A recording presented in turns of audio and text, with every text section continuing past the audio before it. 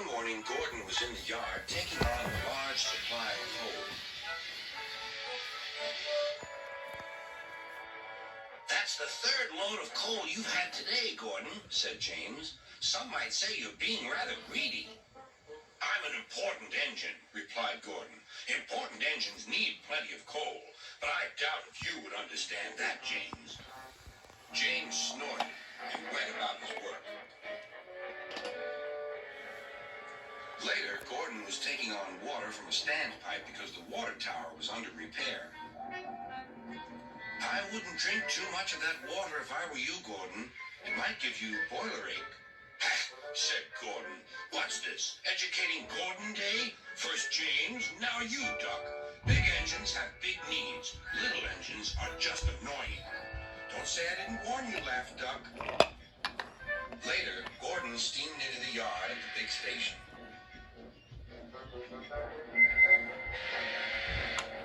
"That's what I need," exclaimed Gordon. There, emerging out of the sheds, were two shiny tenders. "Now, if I had two tenders," said Gordon, "I wouldn't need to stop so often, and I wouldn't have to listen to silly little engines." "Those tenders belong to a visitor," replied his driver. Diesel sidled up alongside. "Everyone knows that tenders are a mark of distinction, but I'm afraid that no amount of tenders will save you in the end.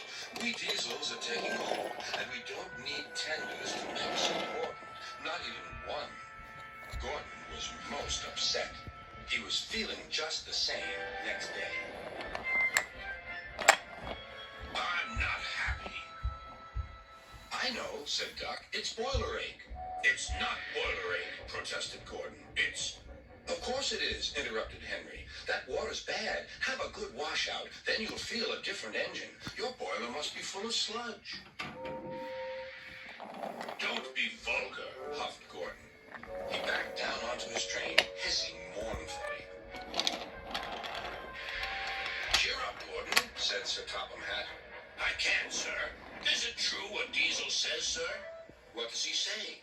"That Diesels are taking over." "Don't worry, Gordon. That will never happen on my railway." "One more thing, sir. Why did the visitor have two tenders?" "Because he lives on a railway with long distances between coaling depots."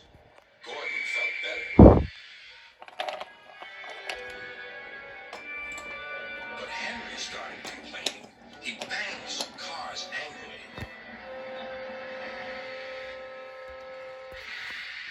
"I always work hard enough for two," he puffed. "I deserve another tender." Duck whispered something to Donald. He was going to play a trick on Henry. "Henry," he asked, "would you like my tenders?"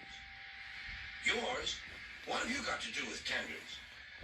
"All right," said Duck. "The deal's off. Would you like them, Donald?" "I wouldn't have deprived you of the honor," replied Donald. "It is a great honor," continued Duck thoughtfully, "but I'm only a tank engine.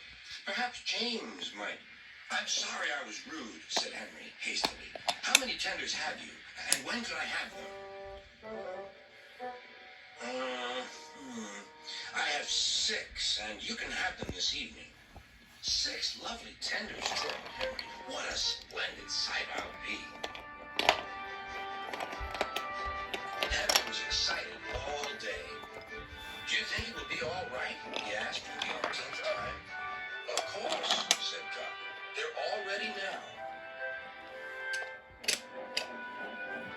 The other engines waited where they could each get a good view. But Henry wasn't a splendid sight at all. His 6 tenders were very old, dirty, and filled with boiler sludge. "Had a good washout, Henry," called a voice. "That's right. You'll feel a different engine now." Henry was not sure, but he thought the voice belonged to Gordon.